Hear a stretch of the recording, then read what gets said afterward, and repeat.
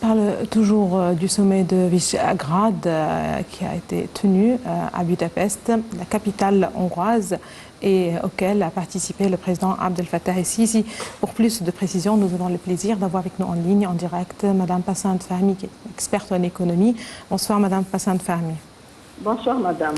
Voilà, beaucoup de dossiers d'intérêt commun ont été évoqués, mais surtout, en fait, il s'agit de ces questions en rapport avec l'économie, avec l'investissement. En fait, le sommet a aussi discuté des opportunités disponibles ou possibles pour développer les relations commerciales et d'investissement.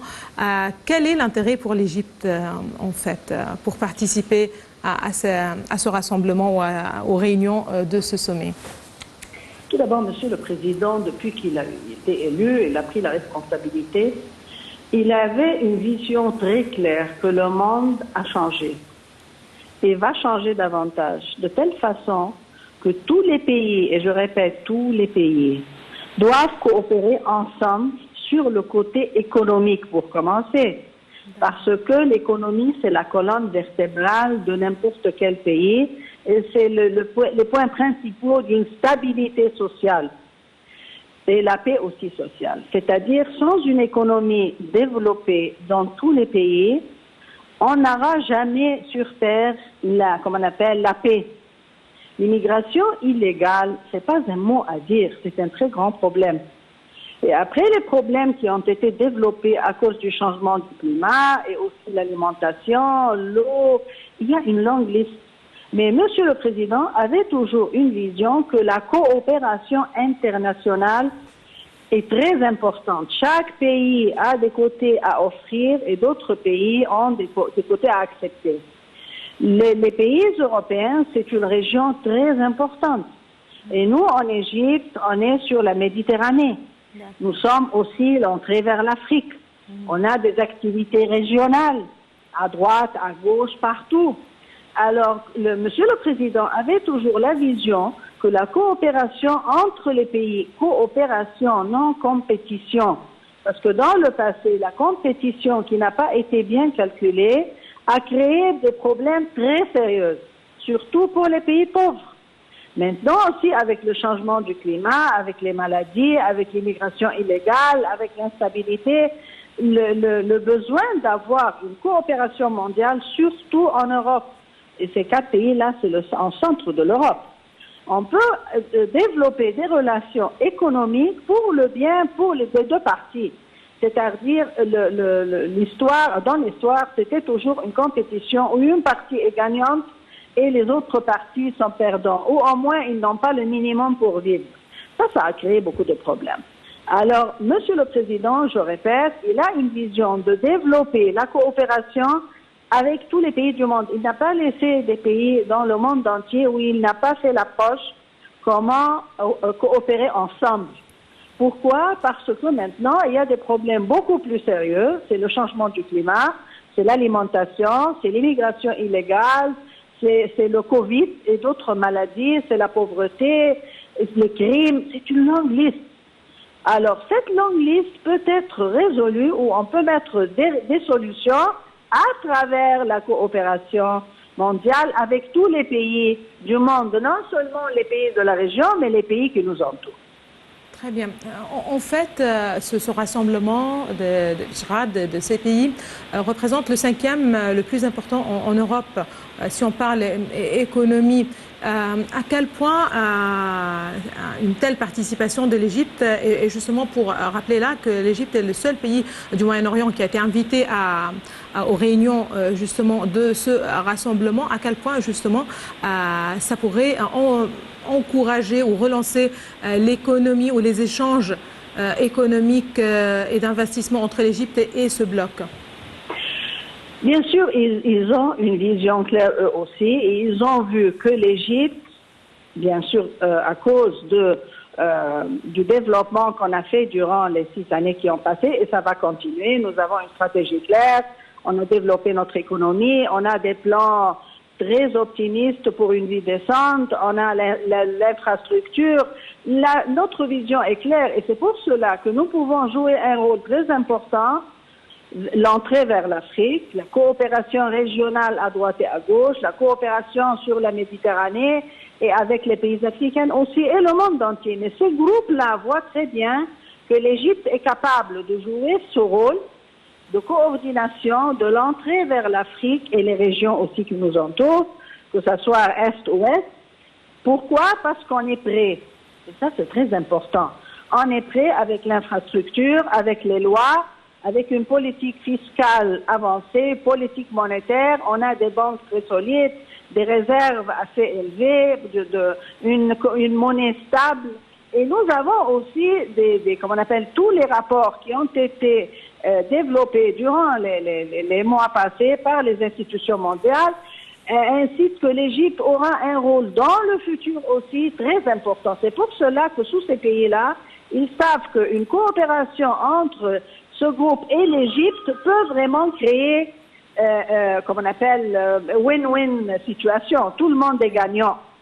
Alors l'Égypte, à cause du développement qu'elle a créé durant les années passées, notre situation dans la région, notre situation sur la Méditerranée, et l'entrée vers l'Afrique, on a un rôle très important à jouer avec ces pays-là et les autres pays européens aussi.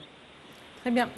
Justement, en marge des entretiens qu'a eu le chef de l'État avec le Premier ministre hongrois, le président Sisi a en fait invité le Premier ministre hongrois à visiter l'Égypte pour assister à la cérémonie de l'inauguration de la nouvelle capitale administrative. Est-ce que ça sera l'occasion justement pour voir justement et être témoin du progrès que fait l'Égypte ou des efforts réalisés par l'Égypte au cours de ces dernières années? Bien sûr, quand on visite sur place, on a une vision beaucoup plus claire. Et nous devons savoir aussi que la nouvelle capitale, c'est une ville intelligente. C'est la première ville intelligente au Moyen-Orient. Et ça aussi a des côtés très positifs à offrir aux grandes compagnies multinationales. Parce que si ces grandes compagnies veulent vraiment travailler sur le continent africain et sur la région, ils ont besoin d'avoir leur, comme on appelle, head office dans une ville intelligente. Parce que les services offerts par cette ville-là vont les aider à travailler sur la région et être aussi en coordination entre l'Europe et l'Afrique et la région qui nous entoure. Alors, cette invitation est très importante. Ils vont voir sur place comment le développement a été fait, comment on a vraiment fait un effort pour vraiment avancer et surtout, je répète, les villes intelligentes sont des villes très importantes pour les grandes compagnies qui possèdent la technologie, qui possèdent les marchés, mais ils veulent venir travailler sur ce continent-là d'une façon assez avancée. Et à mon avis, cette nouvelle ville, nouvelle capitale, sera vraiment un modèle pour le monde entier et pour les pays en Afrique et la région. Peut-être plus tard, d'autres pays pourront développer le même style, si vous voulez. Mais c'est une occasion pour nous de la montrer au monde entier et d'attirer les investisseurs.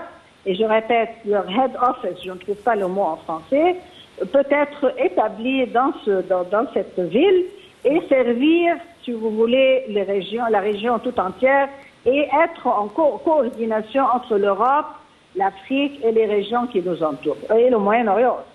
Très bien. En fait, l'ambassadeur, puisque voilà, cette visite avait plusieurs volets, il y a le côté économique, le côté politique.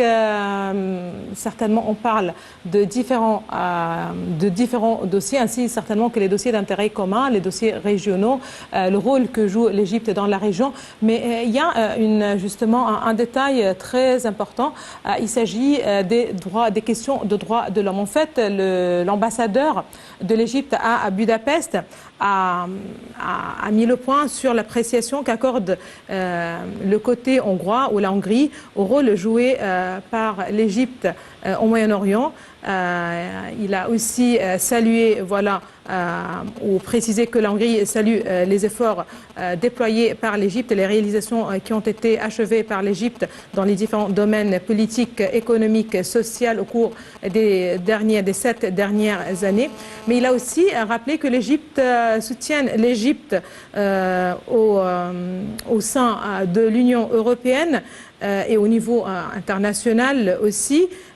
Il a en fait salué ou rappelé que la Hongrie salue les réalisations qui ont été faites par l'Égypte dans le domaine des droits de l'homme après le lancement par le chef de l'État de la stratégie nationale pour les droits de l'homme, ainsi que le respect des expériences démocratiques pour les pays du Proche-Orient, tout comme en Europe et en Occident.